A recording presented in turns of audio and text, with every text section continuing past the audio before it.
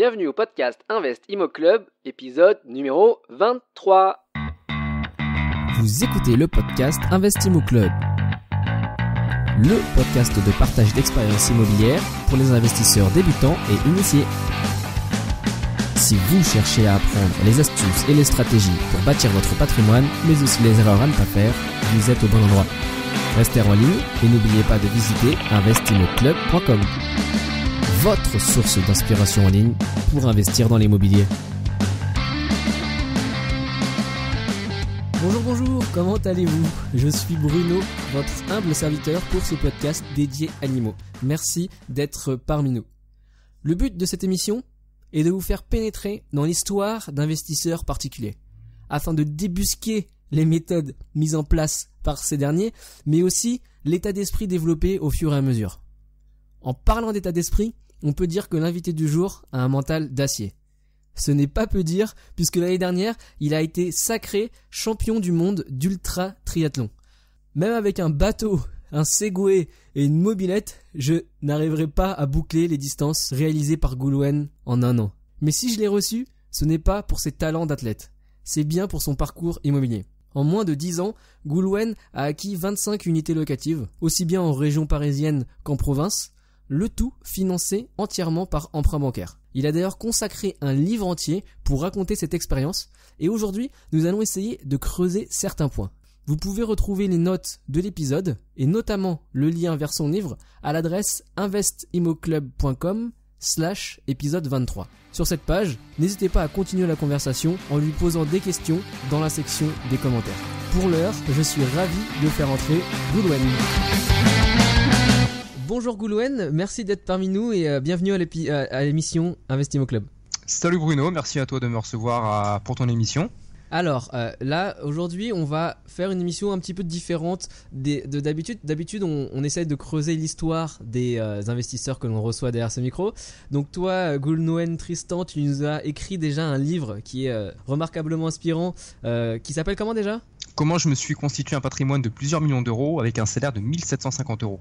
Voilà, sorti en 2015 aux éditions Maxima. Voilà, donc dans ce livre, tu racontes ton histoire de A à aujourd'hui. C'est pas encore Z aujourd'hui, je pense, mais jusqu'à aujourd'hui, en tout cas, dans l'investissement immobilier. Enfin, en tout cas, jusqu'à mes derniers investissements en 2014. Ok, d'accord. Et donc, on va pas te faire raconter une nouvelle fois cette histoire parce que c'est bien écrit et bien détaillé dans le livre. Et donc, pour tous les gens qui voudraient avoir un peu plus sur l'histoire globale de Goulwen, de se procurer le livre. D'ailleurs, il est disponible sur Amazon, c'est ça ? Ouais, sur Amazon et dans toutes les librairies, enfin toutes les bonnes et grandes librairies. Voilà, il est en vente à la Fnac. Voilà, il est facilement trouvable dans les librairies, sur Amazon et sur Internet. Ok, donc voilà, ça c'est pour la grande histoire. Et là, on va peut-être essayer de creuser quelques aspects qui sont détaillés dans le livre, mais on peut peut-être aller plus loin. Et pour faire court et juste pour donner un petit aperçu rapide aux auditeurs, est-ce que tu pourrais nous dire quel est ton métier ? Et puis, quelle est l'étincelle, quel est l'événement peut-être qui t'a donné envie d'investir ? Alors, mon métier de profession, je suis pompier. Moi, je suis pompier, je suis rentré chez la brigade des pompiers de Paris en avril 2005. Mais là, maintenant, j'ai arrêté mon contrat qui s'est terminé l'année dernière, en avril 2016. Et maintenant, je fais de l'immobilier à temps plein. Donc, je prépare, on va dire, ce qu'on appelle ma reconversion. Donc là, je prépare la sortie de mon blog immobilier qui s'intitulera Business Challenge, www.businesschallenge.fr. Ok. Donc actuellement, je fais de l'immobilier, je fais uniquement de l'immobilier, mais j'ai quand même gardé un contrat de pompier volontaire, donc une semaine par mois. Je remonte en région parisienne, dans la ville de Plaisir, pour prendre des gardes de pompiers volontaires. D'accord, donc ça, pompier volontaire, c'est comme son nom l'indique, c'est de façon aussi pour toi bénévole, c'est ça ? Ou c'est rémunéré pompier volontaire ? Non, c'est rémunéré, donc c'est pas du bénévolat, c'est du volontariat. C'est du volontariat, voilà, c'est pour garder un pied à cette passion et ce qui a animé ma profession et ma vie pendant 11 ans chez les pompiers de Paris. D'accord. Et du coup, tu faisais ce métier-là à temps plein quand tu as commencé ton premier investissement. C'était en quelle année le premier ?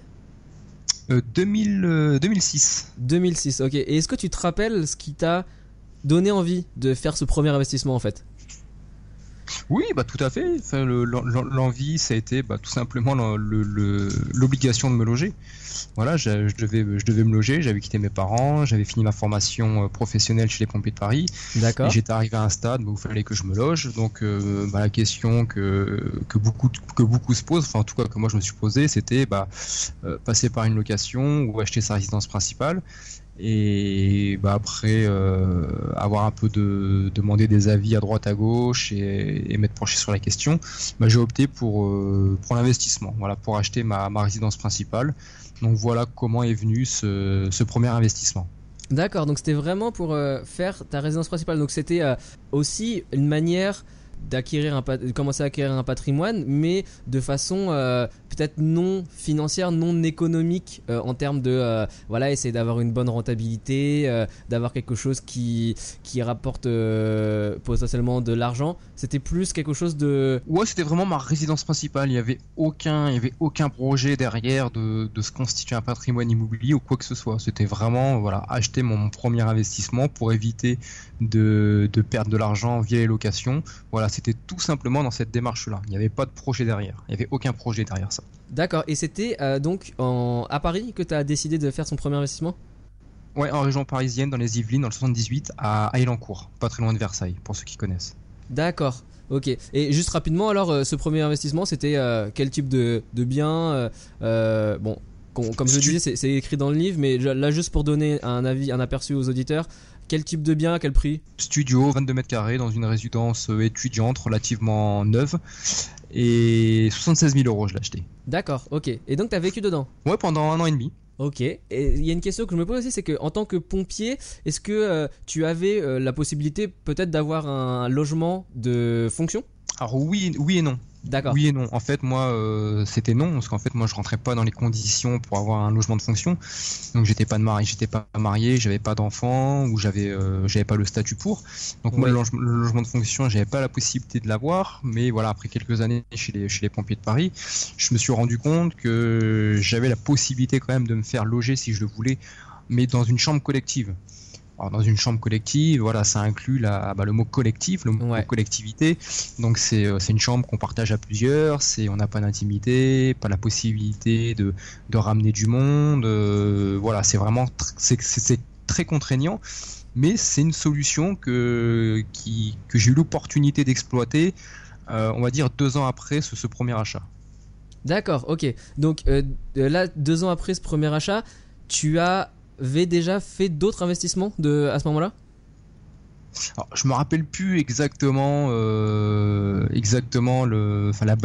bascule qu'il y a eu entre à partir du moment où je me suis mis en chambre collective et où j'ai commencé mes deuxièmes achats, mais ça s'est fait en même temps. De mémoire, ça s'est fait, tout s'est quasiment goupillé en même temps. L'envie de vouloir réinvestir est arrivée 1 an et demi, 2 ans après mon premier investissement, et au même moment, j'ai eu cette opportunité, cette volonté de ma part de vouloir me faire loger en chambre collective pour justement pouvoir acquérir ce deuxième et troisième bien. Ok, donc là, effectivement, dans ta tête, c'est un déclic qui te fait dire, ok, je veux investir, pas seulement pour me loger, mais pour avoir des biens locatifs et y loger d'autres personnes. Ouais, alors encore une fois, c'est venu vraiment petit à petit. C'est vraiment le déclic s'est fait par rapport à mon premier investissement où j'ai vu que de mon premier investissement, déjà, j'ai appris l'immobilier en payant les charges de copro, en voyant comment ça fonctionnait, tout ce qu'il y avait à payer derrière un investissement. Et de là, j'ai vu que je m'en sortais bien, que c'était relativement très facile. Et en regardant un peu le prix du marché dans le quartier, j'ai eu l'opportunité d'en acheter 2 autres à moins cher que mon premier. Et je me suis dit pourquoi pas en acheter 2 autres et les mettre en location. Voilà, pourquoi pas. Et il y a cette opportunité de me faire loger en chambre collective qui est arrivée aussi. Voilà, tout s'est enchaîné et j'ai sauté sur cette occasion et que je n'en regrette absolument pas et qui m'a fait par la suite découvrir un monde de l'investissement bien plus grand. Ouais, effectivement. Donc c'est intéressant d'avoir cette approche au final où ça a été un petit peu des réalisations d'opportunités qui te sont passées sous le nez et puis dans lesquelles tu t'es lancé sans forcément y avoir planché pendant des années à cette idée-là, quoi.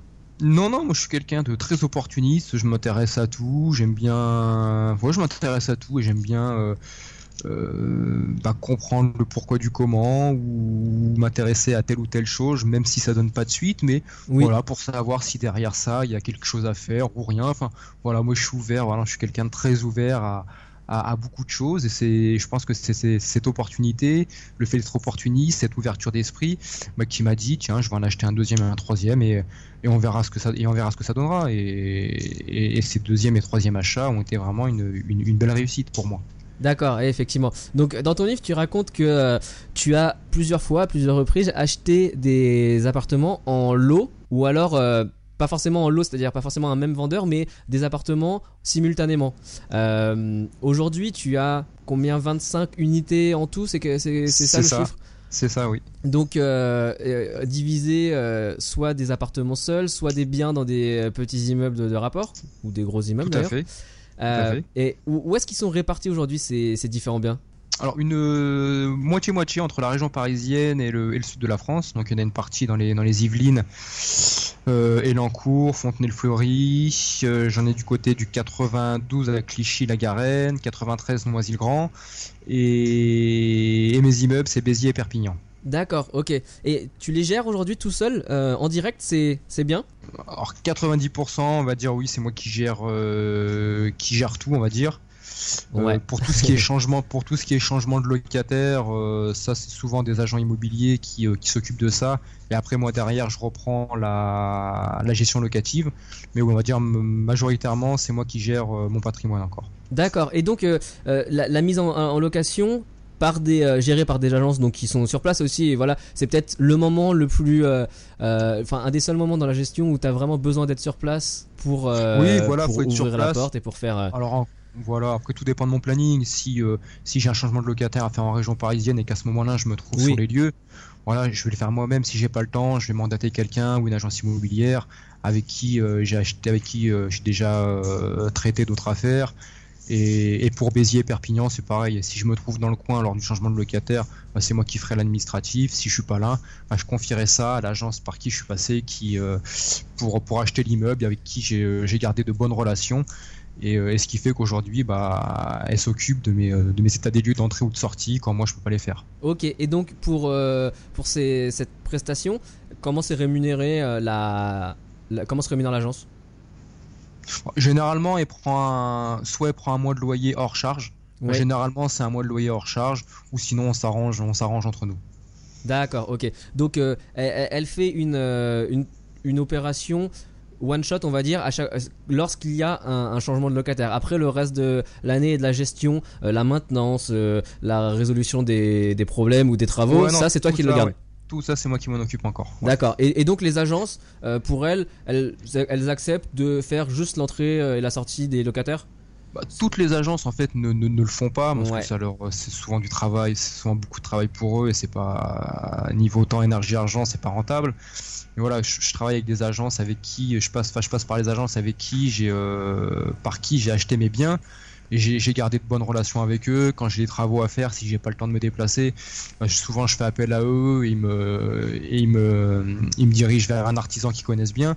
Ouais. Donc voilà, en fait tout ça c'est du relationnel. Voilà, parce que j'ai gardé de bonnes relations avec eux, ce qui fait qu'aujourd'hui, voilà, j'arrive à entretenir cette bonne entente pour les changements de locataires. Mais sinon, c'est vrai que si demain je venais à appeler une agence que je connais pas, voilà, je pense pas qu'elle acceptera cette mission. Oui, ok, d'accord, ouais, je vois tout à fait. Et du coup, c'est intéressant cette manière de gérer en direct sur des zones différentes et multiples, parce que voilà, il y a souvent des gens qui se disent j'aimerais peut-être investir dans un endroit qui est un peu plus éloigné parce que il y aura des meilleures rentabilités, parce que chez moi je ne trouverai pas. Donc pour toi, c'est largement faisable de faire la gestion, parce que souvent la question c'est mais comment je vais gérer le bien si je suis à 4 heures de route et je vais pas pouvoir venir toutes les semaines gérer le bien. Oui, voilà, mais ça c'est ce que je dis souvent lorsque j'interviens dans des conférences. C'est vrai qu'il faut investir en province, c'est vrai que vous allez gagner en rentabilité par rapport à investir en région parisienne. Ouais. Mais où il faut faire vraiment attention, c'est par rapport à la gestion de votre bien. C'est vrai qu'il faut pas forcément être attiré par la rentabilité. La rentabilité, c'est bien beau, mais si demain vous n'arrivez plus à gérer votre bien par rapport aux travaux, par rapport au changement de locataire, après, les ennuis et les emmerdes, ça peut vite s'accumuler et ça peut être devenir une grosse source de problèmes pour la gestion de votre patrimoine, et la rentabilité qui était notifiée sur le papier pourrait vite se casser la gueule si vous n'arrivez pas à vous organiser ou à vous trouver du temps pour justement gérer ces biens qui sont en province. Donc il faut faire vraiment attention à ça quand on va acheter un immeuble ou quand on va se délocaliser en province par rapport à nos disponibilités et au trajet.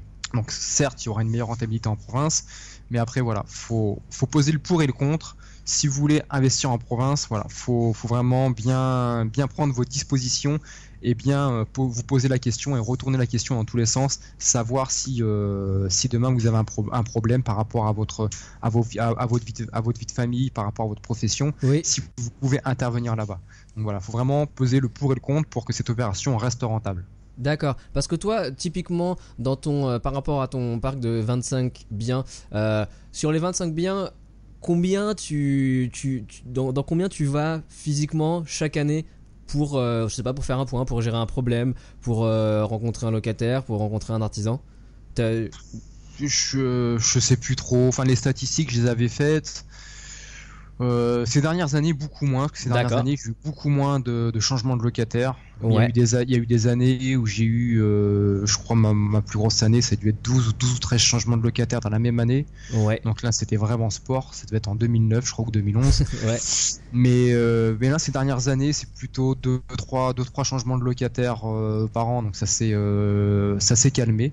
Ça s'est calmé, alors ça se trouve que dans quelques mois, j'aurai 10 locataires qui vont m'appeler pour changer. Ça on le sait jamais à l'avance. Mais dans ces dernières années, beaucoup moins. Et pareil, quand j'ai des travaux à faire, si je peux faire appel à un artisan, je fais appel à un artisan par contre. D'accord, oui, effectivement. Donc tu dis faire attention lorsqu'on va, si on souhaite investir à distance. Mais voilà, il faut faire attention, mais aussi on peut s'aider en mettant en place des processus ou des manières d'un petit peu automatiser ou alors déléguer un maximum certaines tâches qui seraient chronophages en présence. Faut faire le point aussi par rapport à votre entourage, par rapport à votre famille. Ouais. Moi, pourquoi j'ai investi à Perpignan? Parce que j'ai habité, je crois, 6 ou 7 ans à Perpignan. Donc j'ai mes parents qui sont sur place, j'ai de la famille qui est sur place. Donc mes parents m'ont déjà bien aidé pour soit aller récupérer des loyers, soit pour aller voir une petite réparation. Voilà, même s'ils n'ont pas forcément le temps de s'occuper de mon patrimoine et qu'ils sont pas forcément bricoleurs, le fait qu'ils soient sur place, ils m'ont déjà bien aidé, ils m'ont déjà évité de faire quelques allers-retours. Donc il y a ce point que j'ai pris en compte. À Béziers, j'ai mon meilleur ami qui habite à Béziers. Moi, j'habite à Toulouse maintenant, donc Toulouse et Béziers, c'est à même pas 2 heures de route. Ouais, d'accord. Donc voilà, j'ai fait ça aussi par rapport à mes connaissances et par rapport aussi à ma zone géographique. Ok, d'accord. Donc effectivement, d'après ce que tu disais aussi quand je t'ai posé la question, voilà, combien de fois tu vas dans tes différents biens par année peut-être, d'après ta réponse, c'est pour toi vraiment la relocation, le départ et l'arrivée d'un nouveau locataire qui prend le plus de temps en gestion? Oui, voilà, mais grosso modo, j'y vais une dizaine de fois. J'y vais une dizaine de fois par an. Ok, donc tu as, comme on disait, des appartements indépendants et des immeubles, des biens dans des immeubles. Oui. Entre ces différentes typologies de biens, voilà, quel est un peu ton retour sur ça? Et quelqu'un qui voudrait commencer à investir et qui se dit, voilà, qui pourrait avoir l'opportunité de soit faire des appartements individuels, soit des petits immeubles, qu'est-ce que tu conseillerais? Et toi, si c'était à refaire, est-ce que tu ferais la même chose? Ouais, c'est une bonne question. Alors, il y a pas de recette magique. Il y a pas de recette magique entre acheter un studio en copropriété ou non, ou entre acheter un immeuble ou non. Il y a pas forcément un produit qui est mieux que l'autre. C'est encore une fois, la priorité, ça va être vous. Ça va être votre situation. Ça va être savoir l'objectif que vous allez donner à vos investissements immobiliers. Je prends le cas j'ai commencé par les studios en copropriété. Donc les studios en copropriété, j'ai investi pendant 8 ans dans ce type de bien, pendant plus de 5 ans, pendant plus de 5 ans dans ce type de bien. Je n'étais très content. Quand vous avez des problèmes de la copropriété, vous avez rien à vous occuper, c'est la copro qui gère tout. Vous, il faut juste payer les factures. Ouais. Mais bon, voilà, pour des studios, les charges de copro, c'est mensuellement, c'est 75-80 € par mois. Bon, ça peut monter à 100 € parfois. Ouais. Mais bon, voilà, c'est à part payer, à part mettre la main à la poche, c'est facile à gérer. Après, un immeuble. Après, je suis passé par l'achat d'immeubles. Voilà, immeubles. Et dans ton livre, tu le dis, c'est entre guillemets, il y a un moment où tu t'es dit, bon bah, plutôt que de faire d'acheter 3 appartements indépendants dans 3 peut-être immeubles différents, je vais essayer de faire 3 biens dans un même bâtiment, donc d'acheter un immeuble. Ouais, voilà, donc j'ai acheté des immeubles. Encore une fois, les immeubles, donc sur le papier, c'est toujours pareil. Il y a le papier et il y a la réalité. Ouais. Sur le papier, un immeuble, c'est beaucoup plus rentable. C'est beaucoup mieux qu'acheter en copropriété. Déjà, un immeuble, à la base, vous achetez en lot. Donc, le fait d'acheter en lot, vous achetez au prix du mètre carré, au prix du studio, vous achetez ça beaucoup moins cher, surtout en province. Moi, les appartements que j'ai achetés en région parisienne, je les achetais à peu près entre 55 et 85 000 euros. D'accord. Et les immeubles, je les ai achetés entre 85 et 95 000 euros. Donc, on va dire presque le même prix que mes studios en région parisienne. Donc, je les ai achetés beaucoup moins cher et dans chaque immeuble, j'avais 3-4 studios, voire même un garage pour certains. Mais donc sur le papier, c'est tip top un immeuble. Vous n'avez pas de charge de copro à payer. Il suffit d'avoir 2 loyers, 50% des loyers qui rentrent, pour que votre crédit soit remboursé. Le reste, c'est du bonus, c'est du cash flow. Donc tout ça, c'est bien. Mais encore une fois, l'immeuble, voilà, faut pas voir que la rentabilité, faut pas voir que le cash flow, faut pas voir que tout ça. Il y a plein d'autres choses à prendre en considération quand on va investir dans un immeuble. Un immeuble par rapport aux charges de copropriété. Moi, j'ai eu plusieurs problématiques ça fait maintenant que 10 ans que j'investis et que je gère mon patrimoine. Parmi toutes les problématiques que j'ai eues durant ces 10 dernières années, en 2011, après avoir acheté 14 appartements via des copropriétés, j'ai commencé un peu à m'essouffler, on va dire, financièrement, et j'ai eu pas mal de charges de copropriété pour des ravalements de parties communes à payer, et j'avais pas forcément toute la trésorerie pour payer tout ça. D'accord. Mais l'avantage d'une copropriété, c'est que vous ayez l'argent ou non, quoi qu'il arrive, votre locataire ne sera pas impacté parce que les réparations seront faites. Alors vous aurez des charges en retard. Moi, ça m'est arrivé d'avoir peut-être 8 mois de charges en retard. D'accord, oui, effectivement, tu le racontes dans le livre. Ouais. Mais voilà, mais que j'ai payé plus tard, bon, avec quelques frais de dossier supplémentaires. Ouais. Mais quoi qu'il arrive, les réparations étaient faites. Et mes locataires n'étaient absolument pas impactés. Pour eux, c'était totalement transparent. D'accord. Quand vous achetez un immeuble et que vous avez ces mêmes soucis, vous rencontrez les mêmes soucis, votre locataire, vous n'allez pas l'appeler, lui dire attendez, monsieur X, monsieur Durand, là il y a une canalisation d'eau qui a pété, vous avez plus d'eau, j'ai pas de trésorerie, les réparations, je pourrais les faire que dans 8 mois. Non, là c'est pas possible. Quand vous achetez un immeuble, si vous avez un problème, les réparations, elles doivent être illico presto. Votre locataire, il ne peut pas se permettre d'attendre. Donc, investir dans un immeuble, c'est super. Vous y gagnerez en rentabilité. Par contre, assurez-vous, avant de vouloir faire cette démarche d'investir dans un immeuble, d'avoir suffisamment de trésorerie pour pouvoir combler à ce que j'appelle, aux imprévus, au delta imprévu. Je peux vous garantir que le delta imprévu, quand on se lance dans l'investissement immobilier, le delta imprévu, il coûte cher et on s'y attend jamais. C'est un delta qu'on prend jamais en compte dans sa trésorerie et c'est ce delta qui coûte le plus cher. Donc acheter un immeuble, c'est bien, mais assurez-vous d'avoir suffisamment de trésorerie pour pouvoir subvenir à toutes les problématiques que pourrait avoir votre immeuble dans le futur. Ouais, effectivement, à des potentiels gros travaux majeurs. Et en fait, tu parles du delta d'inconnu, mais au final, et c'est quelque chose qui a été publié sur Investimo Club, c'est le fait de considérer, comme tu dis, les gros postes de dépenses qui sont au final prévisible. Par exemple, comme tu parlais, réfection des parties communes ou un ravalement. On sait qu'un ravalement, ça va devoir être effectué peut-être à 10 ans, 15 ans ou 20 ans.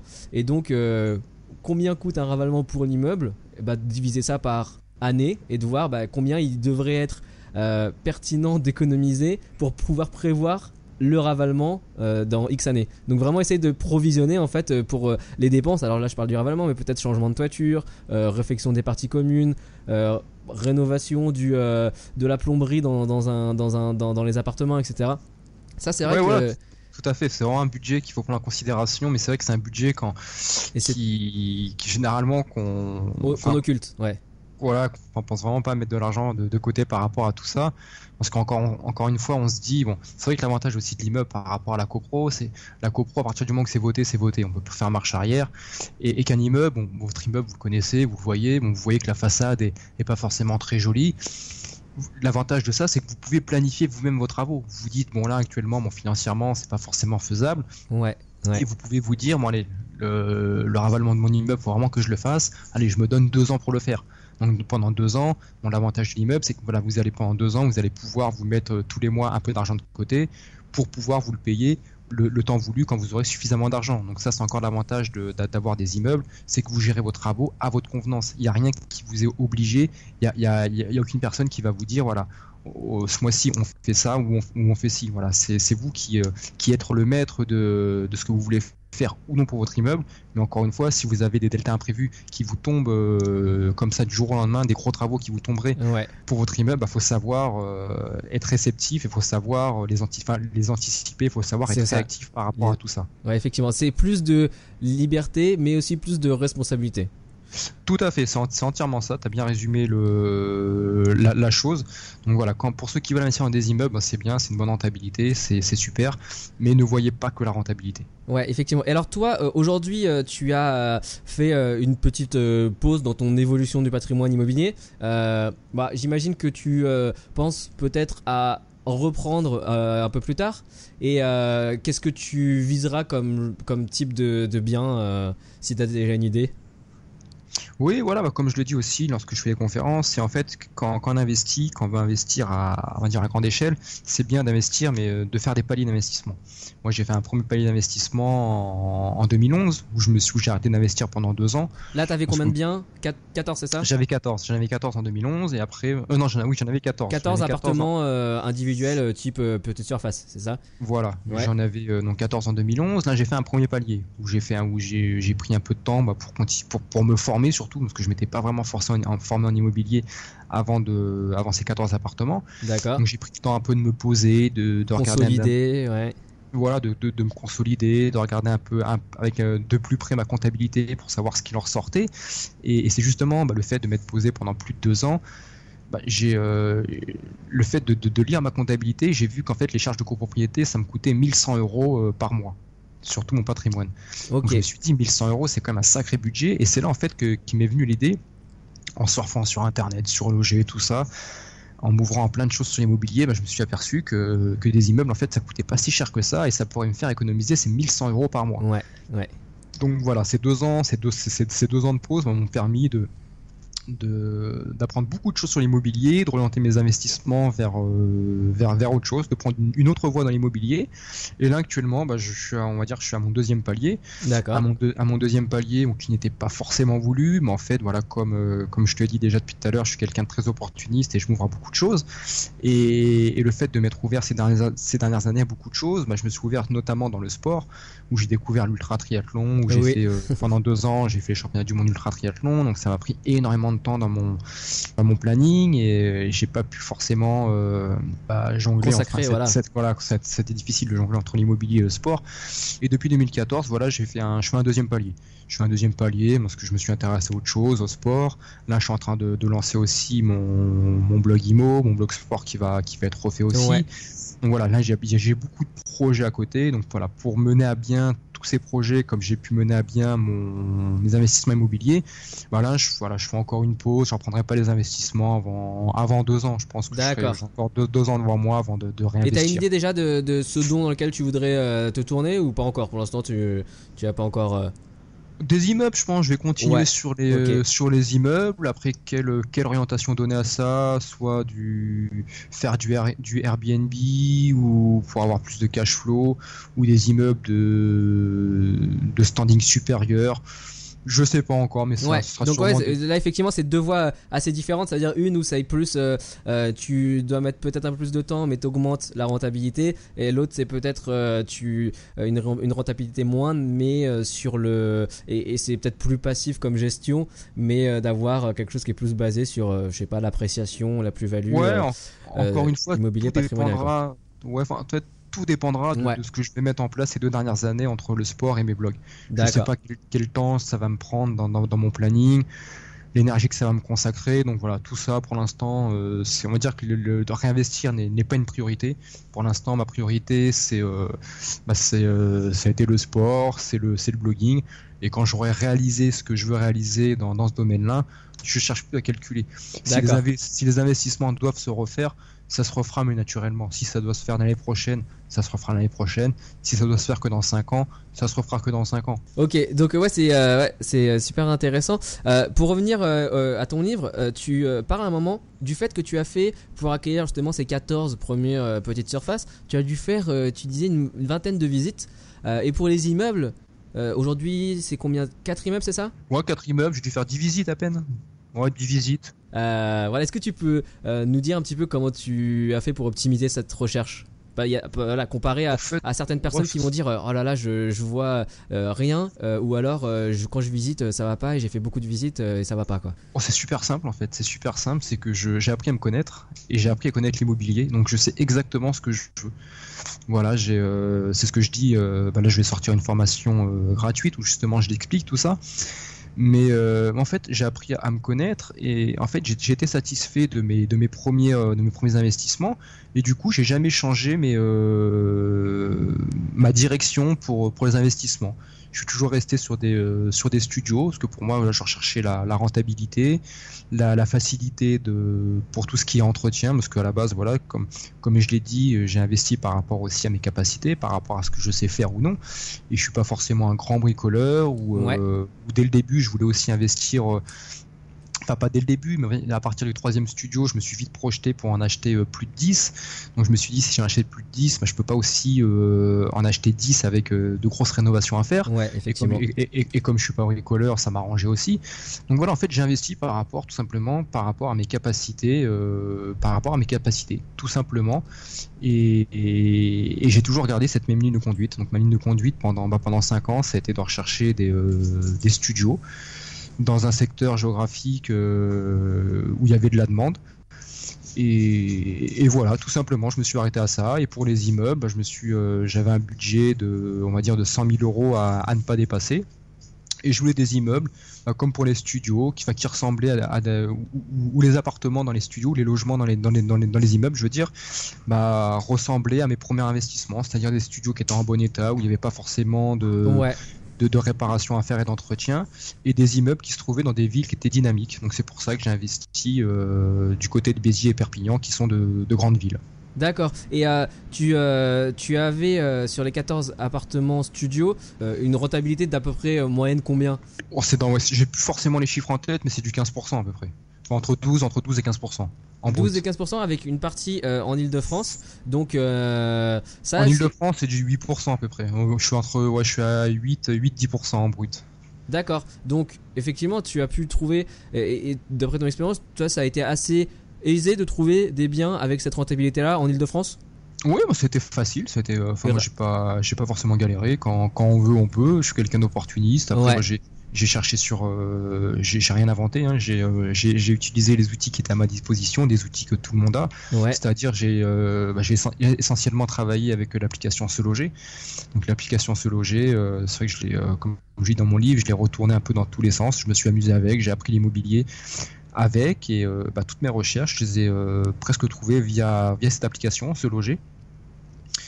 Et enfin voilà pour mes recherches. Ouais, donc c'est intéressant parce que beaucoup de personnes disent en Ile-de-France je vais jamais trouver de biens avec des bonnes rentabilités, et voilà, tu as la preuve que au final tu as su en trouver. Peut-être que tu as été vraiment scotché à l'application, tu étais très réactif, c'est pour ça que tu as réussi à trouver des biens Ouais, voilà, se loger, j'y allais plusieurs fois par jour, 1 à 2 minutes, juste pour voir si j'avais des alertes, ou voilà, pour être le premier s'il y avait de nouvelles alertes.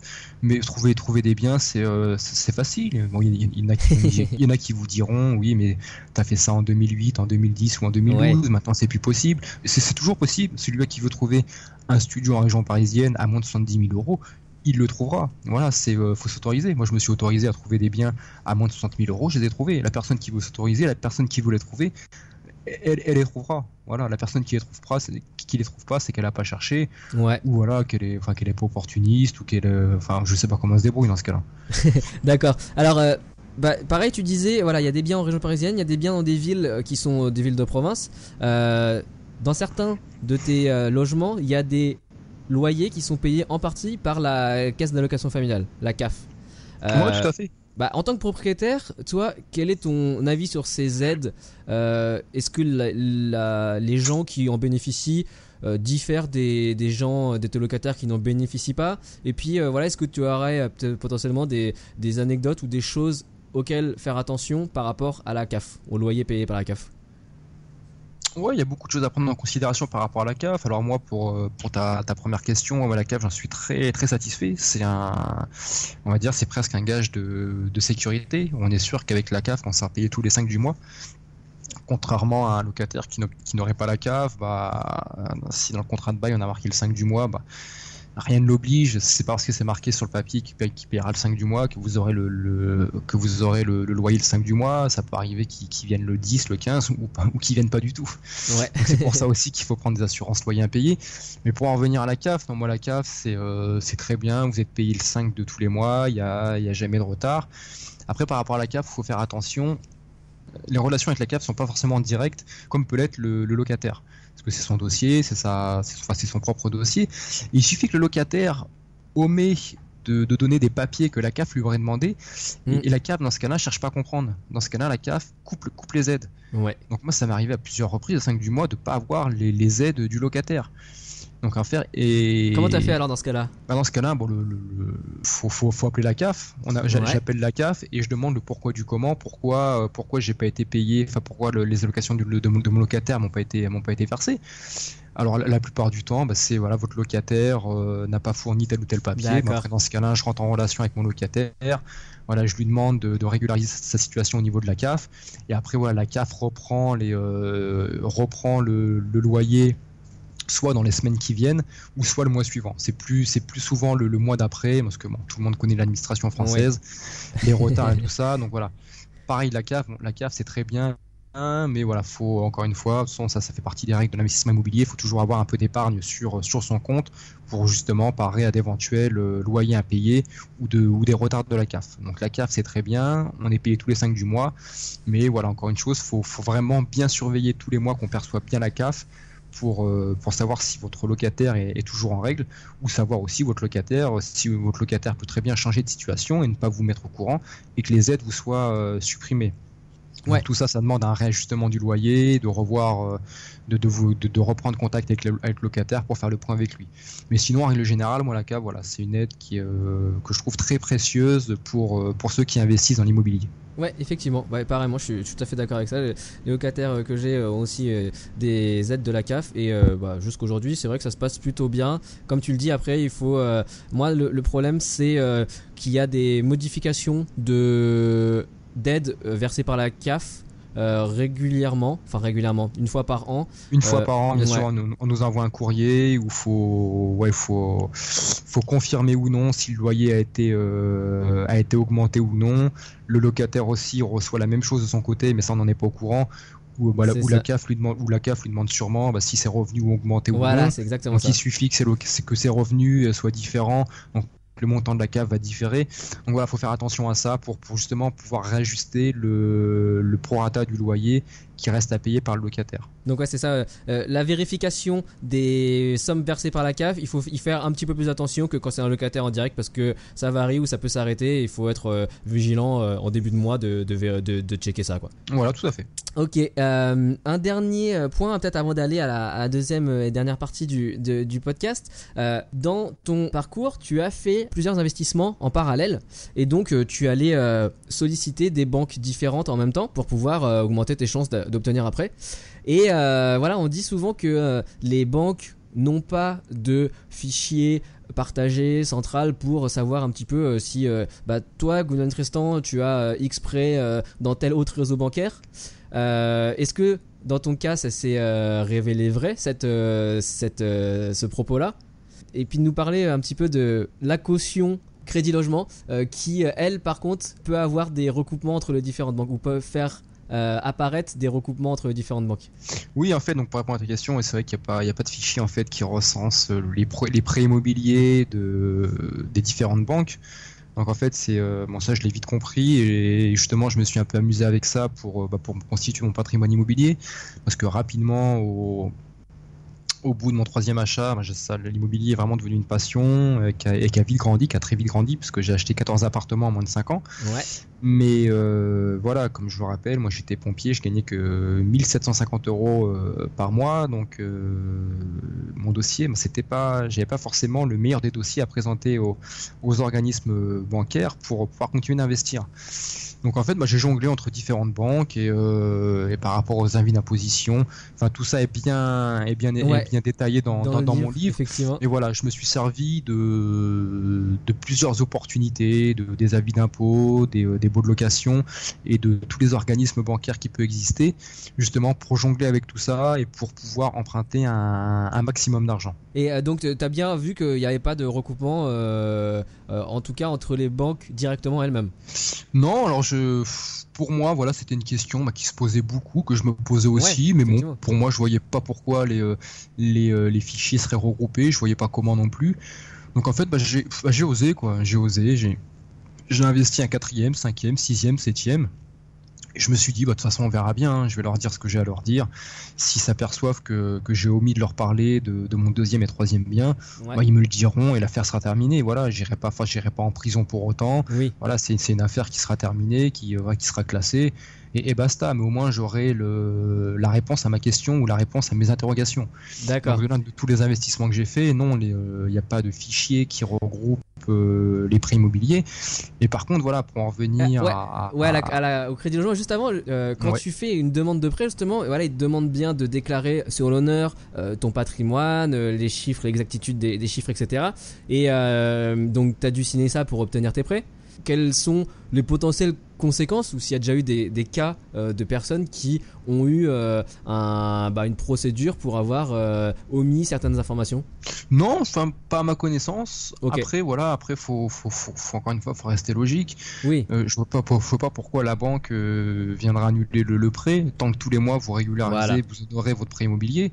Le fait d'annuler le prêt, la banque aurait tout à perdre, parce que moi elle perdrait les intérêts, elle perdrait beaucoup de choses.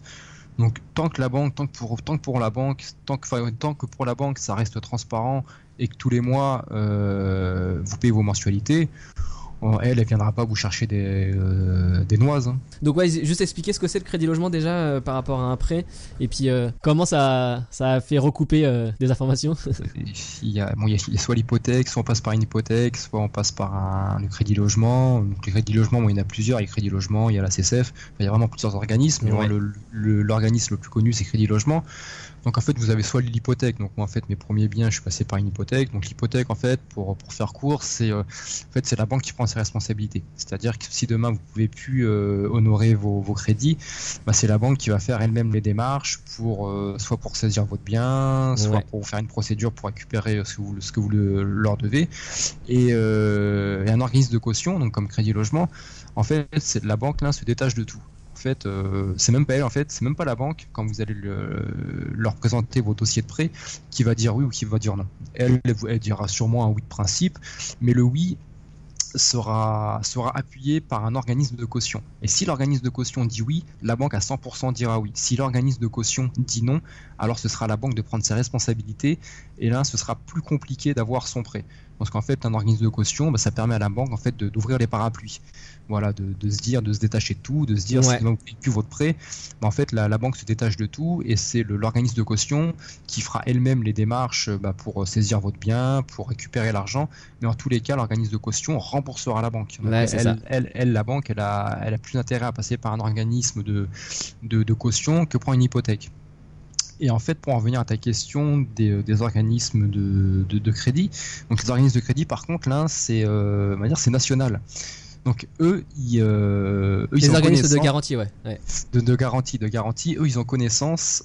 Admettons, si vous êtes passé par Crédit Logement avec le Crédit Agricole, Crédit Logement aura votre dossier Crédit Agricole. Et si vous repassez par la Société Générale et que la Société Générale malheureusement travaille aussi par Crédit Logement, en envoyant votre simulation à Crédit Logement, si vous n'avez pas parlé à la Société Générale de vos biens au Crédit Agricole, Crédit Logement va alerter la Société Générale en leur disant attention, là il y a le dossier que vous nous avez transmis n'est pas cohérent par rapport au dossier que l'on a en interne, que l'on a en interne, parce qu'on a déjà Monsieur Tristan qui possède déjà tel ou tel bien dans notre banque. Donc c'est comme ça que... Ça t'est arrivé donc à un moment? Ça m'est arrivé. Voilà, après je le savais en connaissance de cause. Ça, je savais que ça finirait par m'arriver. Ça m'est arrivé lors de mes investissements d'immeubles. Alors je sais plus avec quel organisme ça m'est arrivé, mais oui, il y a une affaire qui s'est clôturée avec un organisme bancaire parce qu'ils ont eu connaissance par un organisme de caution que j'avais d'autres biens que je leur avais pas signalés.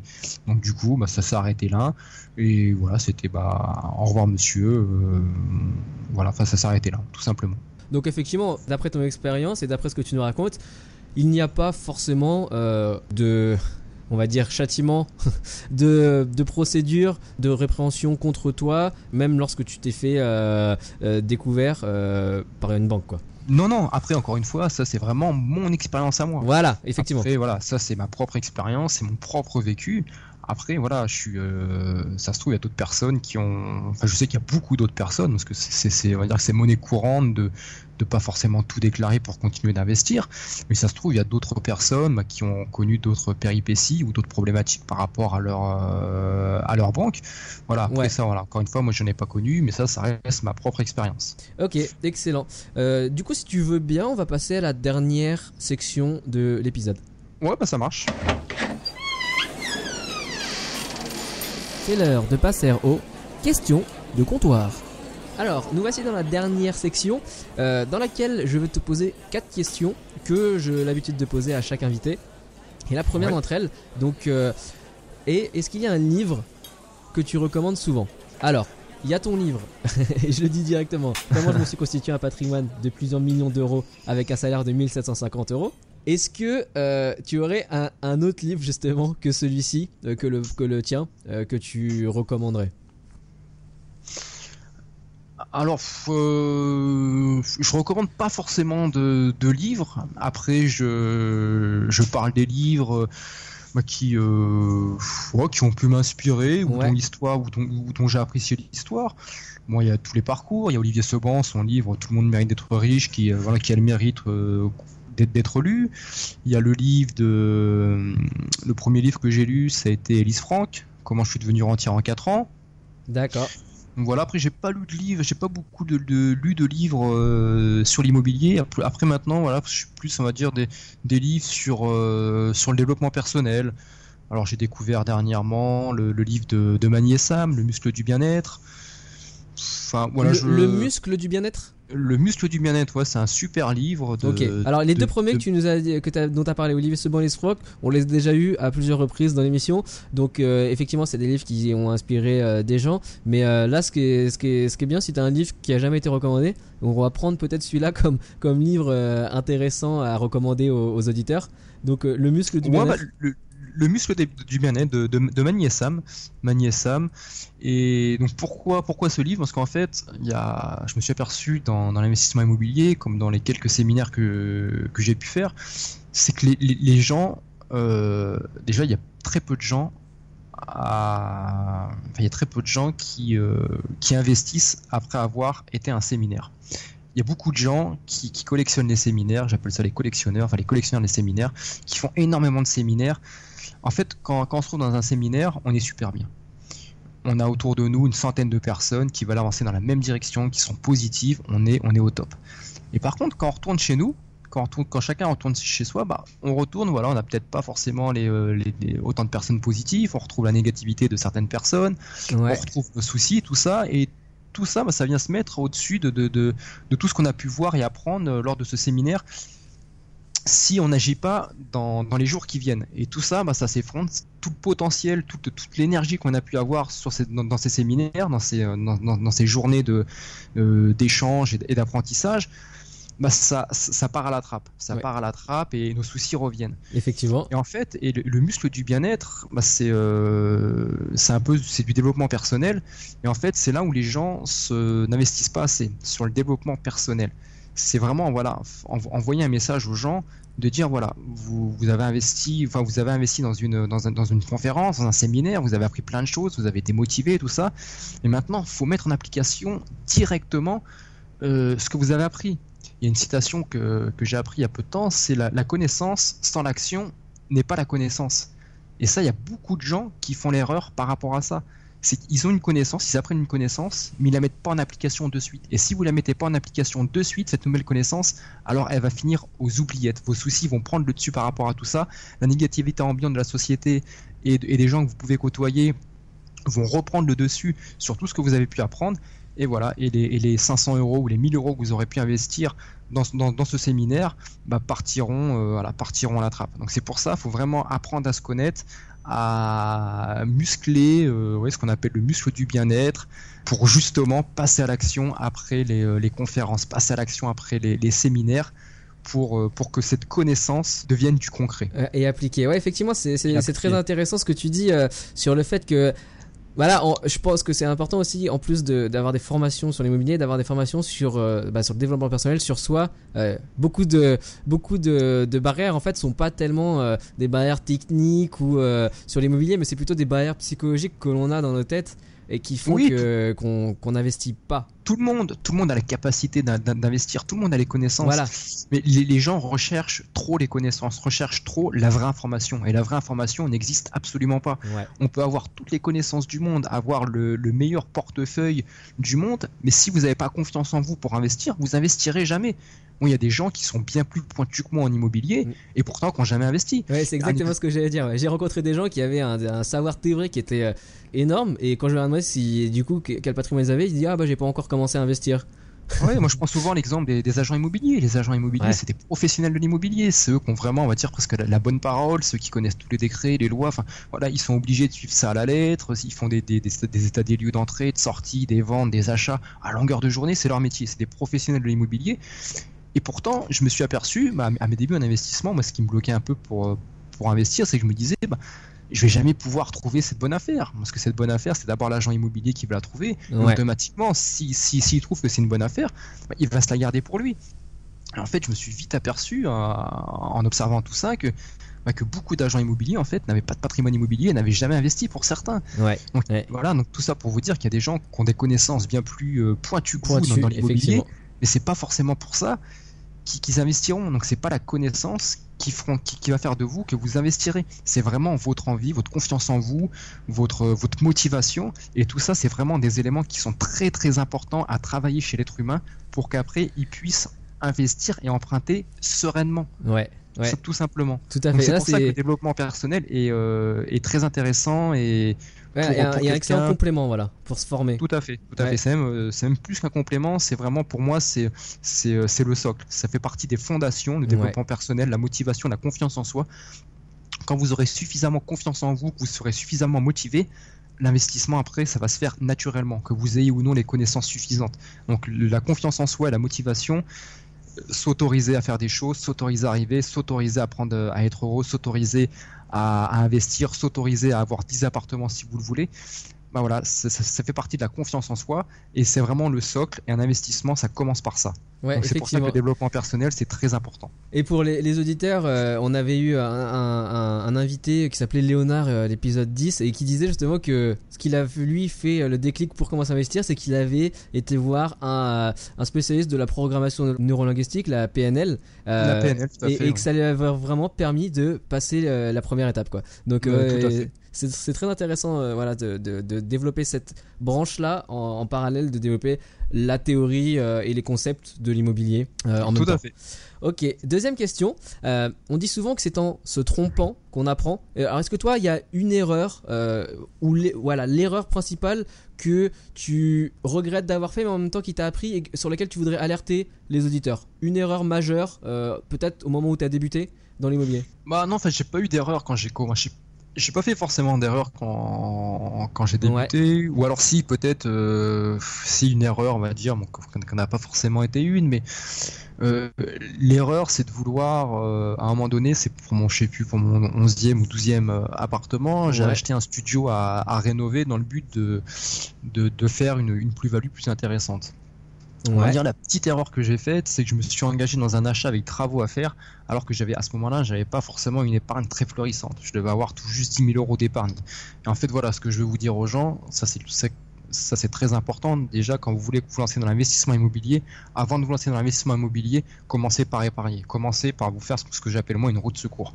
Ça, c'est très important. Donc, il faut vraiment avoir une épargne solide. Enfin, une épargne solide, tout dépend quelle direction aussi vous voulez donner à vos investissements immobiliers. Non, effectivement, déjà, si toi, t'avais déjà 11 apparts et t'avais que 10 000 euros de trésorerie, c'est peut-être un petit peu limite. Par contre, si c'est pour votre premier appart, un studio, 10 000 euros, ça peut être suffisant. Ouais. C'est largement suffisant. Ouais.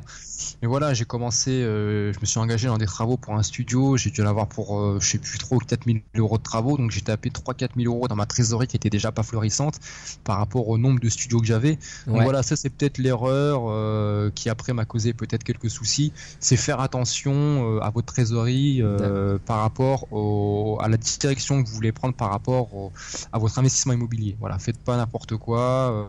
Ouais, effectivement, avoir une trésorerie, et c'est crucial. Donc voilà, ce serait le petit message par rapport à ça. Ok, super. Alors, troisième question, à part l'immobilier, quels sont tes loisirs?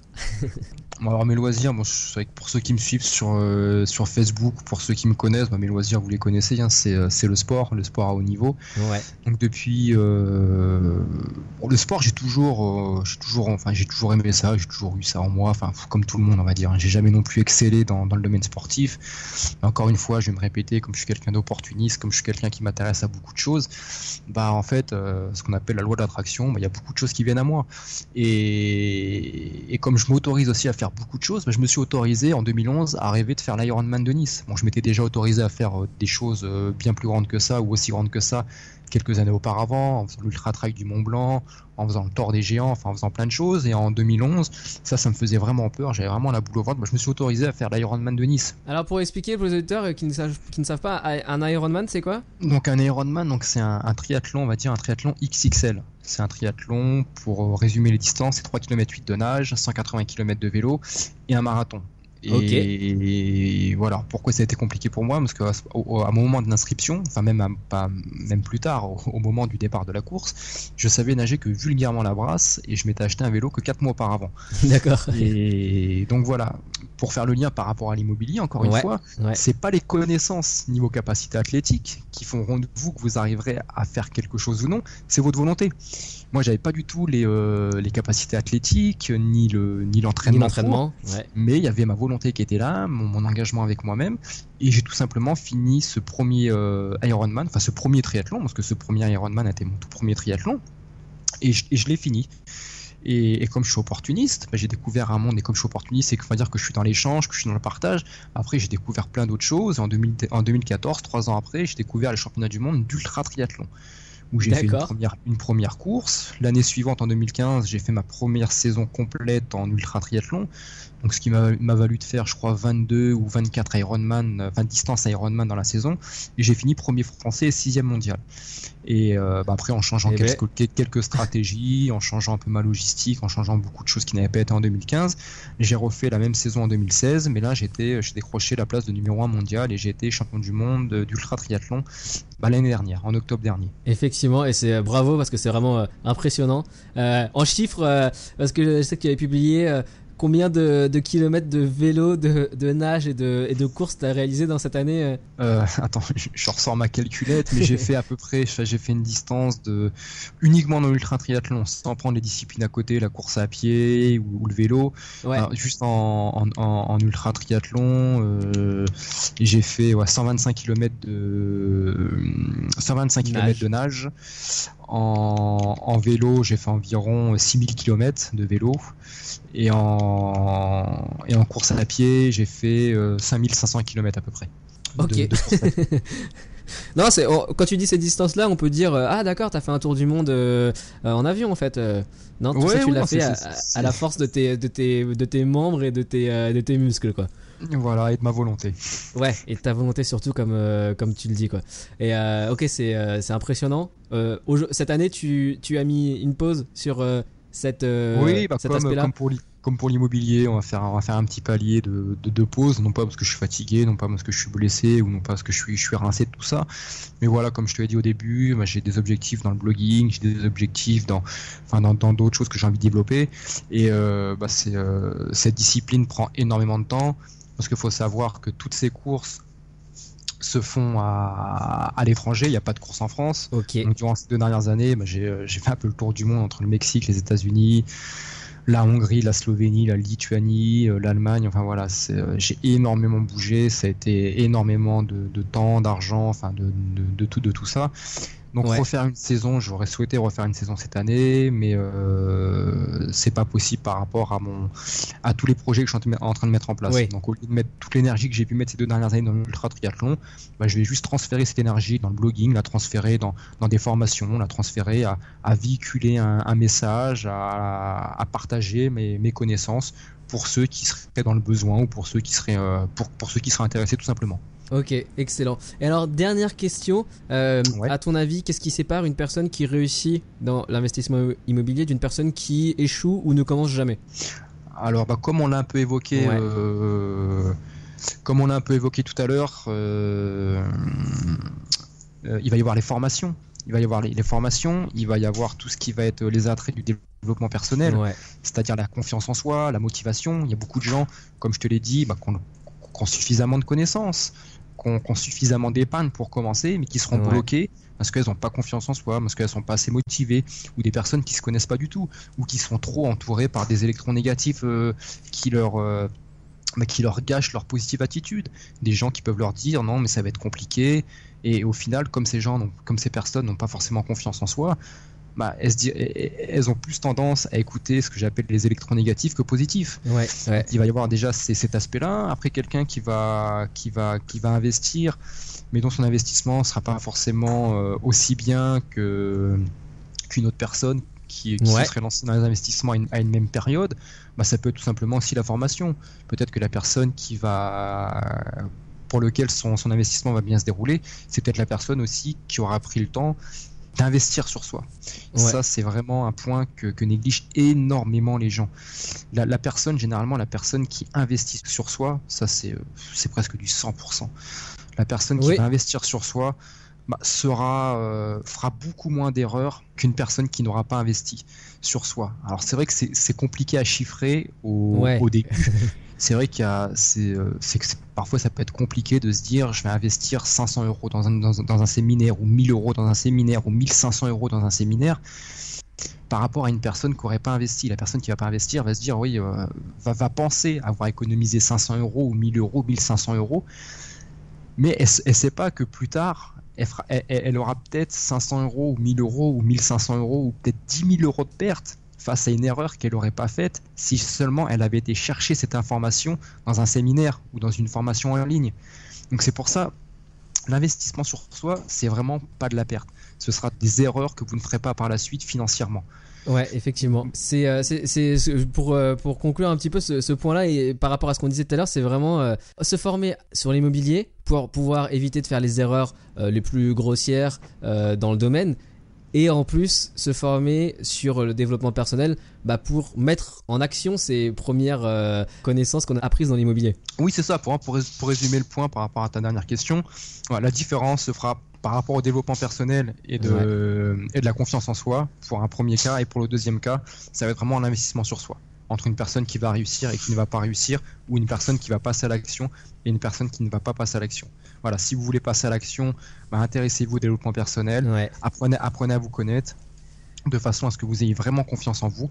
Et une fois que vous aurez confiance en vous, n'hésitez pas à investir dans des formations immobilières. Alors, il y en a plein maintenant, des formations sur Internet. Ça, beaucoup de gens font des formations. Alors attention de ne pas acheter n'importe quelle formation.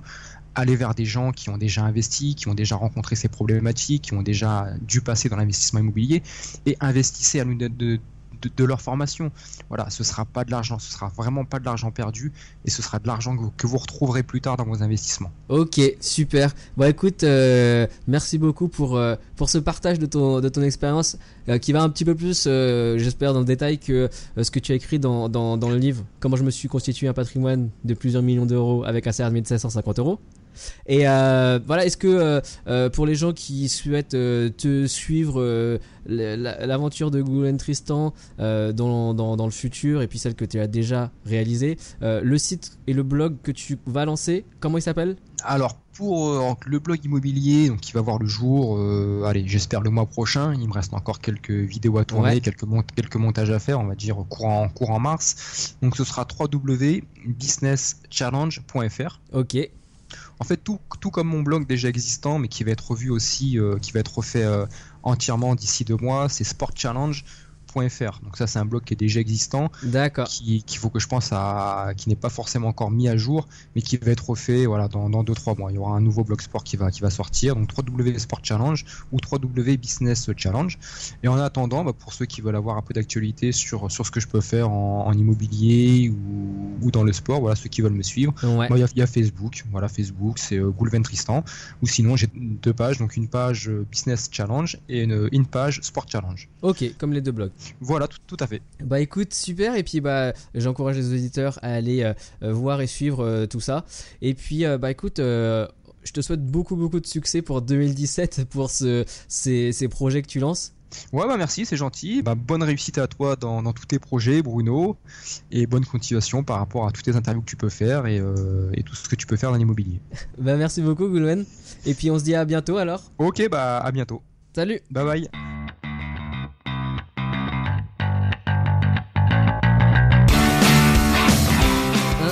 Super épisode en compagnie de Goulen. Que dire ? Son parcours est vraiment admiratif. Bien sûr du côté immobilier, mais également du côté sportif. Preuve, encore une fois, que l'important est dans le mental et que le passage à l'action est crucial. D'ailleurs, en parlant de passage à l'action, nous avons lancé un nouveau projet sur Investimo Club. Cela s'appelle le Défi Immo. Le principe est de vous pousser, en créant une émulation de groupe, à signer votre premier compromis de vente en 12 semaines. Chacune des phases contient une leçon et un exercice pragmatique pour passer à l'action pas à pas. Alors si vous êtes prêt à relever ce challenge, rendez-vous à l'adresse investimoclub.com/défi-immo. Je vous dis à la prochaine. Ciao.